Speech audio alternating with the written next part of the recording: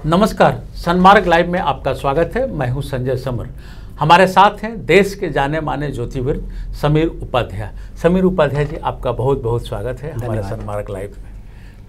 आज हम समीर जी से जानेंगे देश विदेश की नीतियों पर क्या स्थिति है।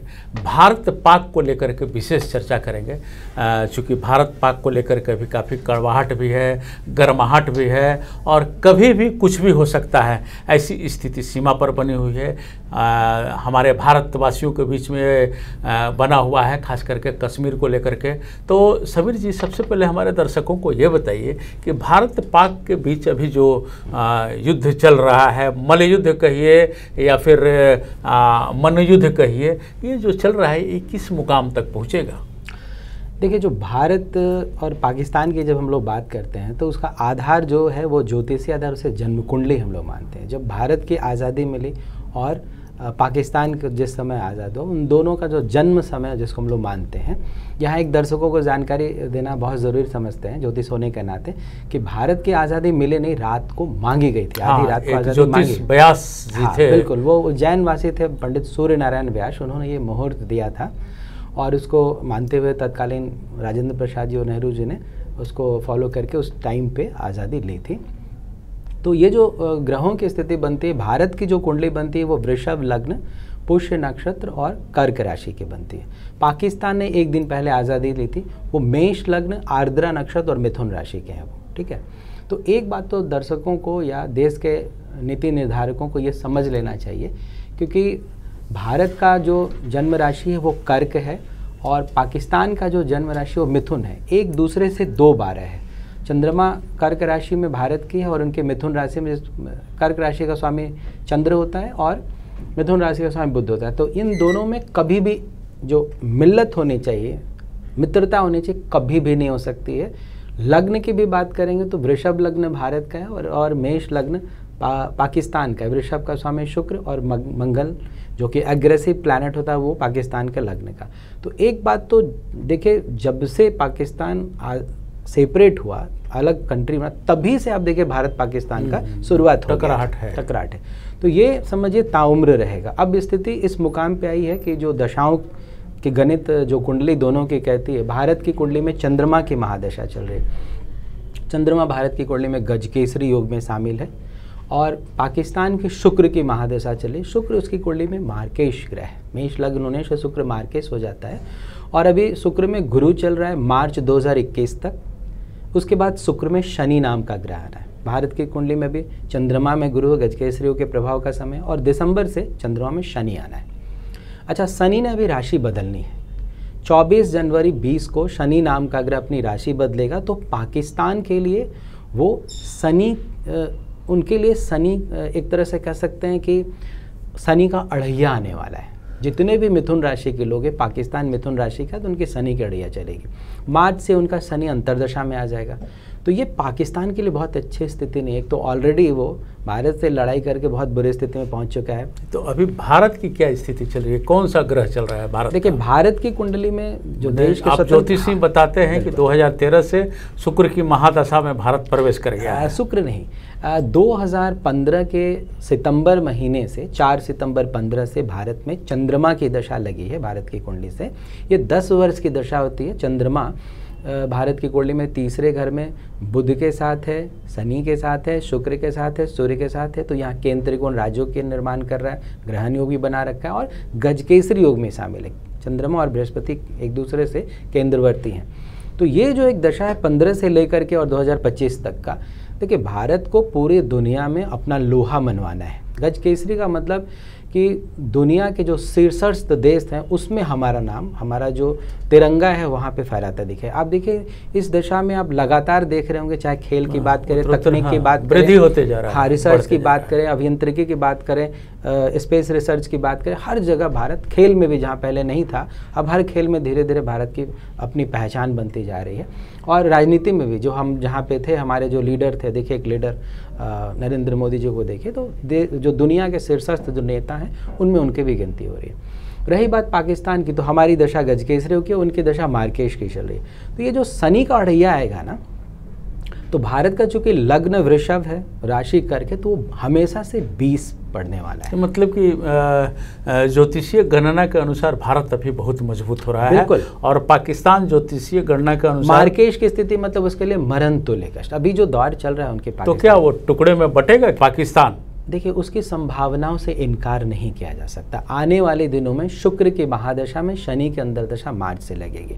हालांकि अभी शुक्र में गुरु लगा हुआ है, गुरु का आखिरी भाग जो होता है वो राहु का होता है। तो 1 नवंबर 2000 आने वाले समय में 20 के बाद का जो समय उनका स्टार्ट होगा वो उसके लिए बहुत बेहतर नहीं है। मार्च अभी जनवरी 2020 से शनि की अड़ैया लग जाएगी, तो पाकिस्तान के लिए तो वैसे ही स्थितियाँ खराब हो गई। जो देश की हालात होती है, जो जनता का जो और शासक के बीच का जो गैप होता है वो बढ़ जाता है, या विरोधाभास और बढ़ने लगता है। ऐसे भी आर्थिक तंगी किसी परिवार में होती है तो कलह ज़्यादा हो जाता है, वो तो पूरे देश में आर्थिक तंगी आ गया। पाकिस्तान के साथ एक समस्या क्या है कि उसकी कुंडली में वो मंगल प्रधान होने की वजह से और 10वें घर से उसका सूर्य शनि का संबंध होने की वजह से ज़्यादातर समय वहाँ लोकतंत्र का बोलबाला नहीं रहा है। वहाँ पे ज़्यादातर समय देखिए वो सेना के कब्जे में। तो राष्ट्रपति शासन क्या है, चाहे सेना के बागडोर रही है, ISI के थ्रू। तो ये जो समय चल रहा है ना, ये आप मान सकते हैं कि आने वाला समय जो पाकिस्तान के लिए 2020 के खास करके नवंबर के बाद से जो आगे का समय रहेगा वो उनके लिए भारी पड़ने वाला। आने वाला समय तो जनवरी से ही उनके लिए बेहतर नहीं। तो आने वाले दिनों में शनि की अंतर्दशा रहेगी। आप उनकी कुंडली के हिसाब से 2024 के मई तक लंबी दशा है, मतलब कि ये 3 साल 2 महीने का है, मार्च 21 से मई 2024। ये समय ऐसा है जहाँ पे शनि की अंतर्दशा के साथ साथ शनि की अड़ैया है। तो ऐसी स्थिति में कई बार देश के टुकड़े होते हैं, कुछ भाग जो है वो मजबूरन उनको छोड़ना पड़ता है। और जहाँ तक भारत की बात है तो चंद्रमा में शनि आने वाला अगले साल से। तो शनि किसी की भी दशा जब आएगी, शनि इसका भाग्येश कर्मेश चंद्रमा के साथ है, तो एग्रेसिव रुख आदमी अपनाता है। उसका जो अपना काम करने का तरीका तो एग्रेसिव होता है। तो उस दौरान हो सकता है कुछ ऐसी स्थितियां बने कि तो क्या हम जंग की ओर बढ़ रहे हैं? भारत पाक जंग की संभावना है? बहुत बड़े जंग की जरूरत मुझे नहीं लग रही भारत को करने की। भारत टैक्टिकल वार की तरफ बढ़ता दिखाई दे रहा। एक होता है एकदम हेड टू हेड कोलाइजन, हाँ, जैसे 1971 वाला हो गया। जैसे अभी आप मान के चलिए, अभी हाल के दिनों में आप देखिए भारत ने क्या किया, सर्जिकल स्ट्राइक किया।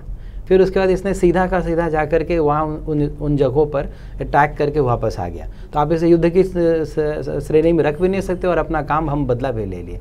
तो मुझे लगता है टैक्टिकली हो सकता है कि उसको चतुराई से अपना काम करे और पाकिस्तान को कमज़ोर करने में भारत कामयाब है। उसके टुकड़े करने में हम कहीं से उसमें डायरेक्ट इन्वॉल्वमेंट में नहीं है। हम जो काम करेंगे पाकिस्तान जो के लिए जो भारत जो कर सकता है वो POK के लिए कर सकता है। POK के लिए बहुत एग्रेसिव रुख अपना सकता है और उसको हथियाने के लिए हो सकता है छोटे स्तर का, बहुत बड़े स्तर का नहीं, लेकिन छोटे स्तर का एक हो सकता है हेड टू हेड कोलाइजन भी हो सकता है। नहीं तो ये अप्रैल 20 की बात कर रहे हैं, अप्रैल 20 से लेकर के ये काल कब तक का बन रहा है? देखिए जो दौर है भारत की जो कुंडली बनती है और पाकिस्तान के जो कुंडली, भारत की तो बात आपने बताई कि 2025 तक गज केसरी में हम जा रहे हैं, और पाकिस्तान का जो दुर्दिन आ रहा है तो वो उनका समय कब से कब तक खराब बता रहा है? देखिए जो ज़्यादा खराब वक्त है ना, उसको स्टार्ट तो मान लेंगे हम लोग कि जनवरी में जब शनि की अड़ैया आएगी तब हो जाए, लेकिन मार्च 2021 से लेके अगले जो 2 साल का वक्त है ना, उनको संभालते संभालते बहुत परेशानी, और वही वो समय जहाँ पे वो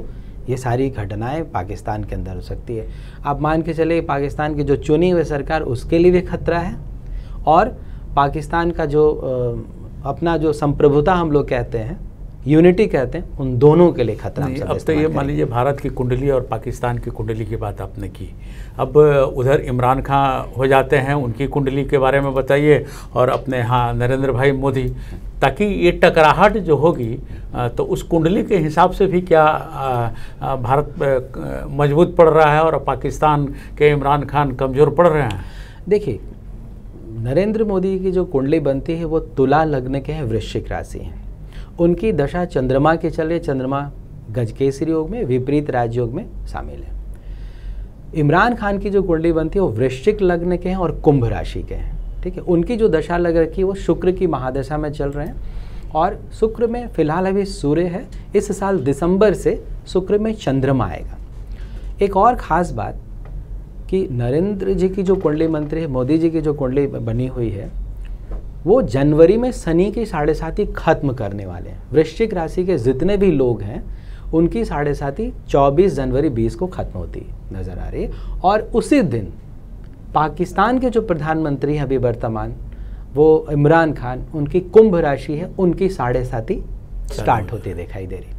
तो एक तरफ गजकेसरी योग की दशा और दूसरे तरफ मार्केश ग्रह की दशा भी चले, शुक्र की दशा, उनमें भी मार्केश ग्रह की बात करेंगे और इसमें चंद्रमा नाम का ग्रह चलेगा और साथ साथ शनि की 7.5 आएगी। तो दोनों के अगर वेटेज को लें कुंडली को तो बहुत आसमान ज़मीन का अंतर है। तो वो एक अच्छे खिलाड़ी भले साबित हुए थे, पाकिस्तान के लिए वर्ल्ड कप लेके आए थे, लेकिन भारत के सामने और मोदी जी के सामने उनकी कोई भी जो टैक्टिकल मूव जिसको कह सकते हैं, जो कप्तानी में जितने वो उनके पास गुण थे, वो यहाँ पे सब फेल होता नज़र आ रहा है। भारत के सामने, मोदी जी के सामने उनके सब कुछ। पाकिस्तान के भीतर गृह युद्ध की स्थिति बन रही है क्या?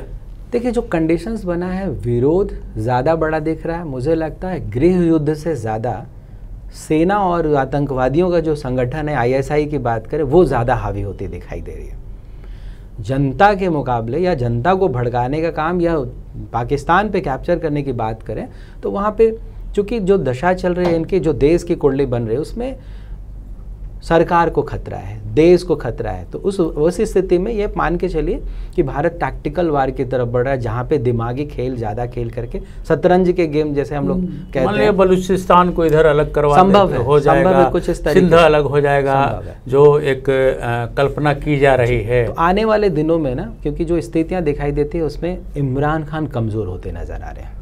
उनका देश, उनकी देश की कुंडली के हिसाब से देश कमज़ोर होता दिखाई दे रहा है। तो आने वाले दिनों में हम लोग एक्सपेक्ट करेंगे कि पाकिस्तान के लिए चौतरफा एक तरह से खतरा भारत तो सामने खड़ा है। क्या ऐसा लगता है कि उनको और कोई दूसरा कंट्री सहयोग करेगा? देखिए, सहयोग की बात हो सकती है, पर मेरे ख्याल से नाकाफ़ी दिख रहा है, क्योंकि हालात जब आपके घर में ही विभत्स हो जाएगा तो बाहर के सहयोग से आप कितना सपोर्ट कर पाएंगे। तो आने वाले दिनों में मुझे लगता है कि भारत इस इलाके में, जो साउथ ईस्ट एशिया के कंट्री है, वहाँ पे चाइना को टक्कर देने की स्थिति में एक बड़ी महाशक्ति के रूप में भारत उभर रहा है। तो ऐसे में चीन भी बहुत विरोध में नहीं आएगा भारत के, जो ग्रहों की स्थिति बन रखी है, हम जो देख पा रहे हैं उसके हिसाब से। तो और जो स्थिति बन रखी है, पाकिस्तान कमज़ोर होता नज़र आ रहा है, इमरान खान कमज़ोर होते नज़र आ रहे हैं। तो ऐसी स्थिति में भारत का हर मूव कामयाब होता दिखाई दे रहा है। हम लोग क्या माने ज्योतिषीय हिसाब से, जैसी करनी वैसी भरनी मान सकते हैं क्या? क्योंकि जैसा आपने बताया कि हम लोग के यहाँ 15 तारीख को लिया गया व्यास जी के सहयोग से, ठीक एक दिन पहले पाकिस्तान का जन्म हुआ जो मिथुन लगन में चला गया।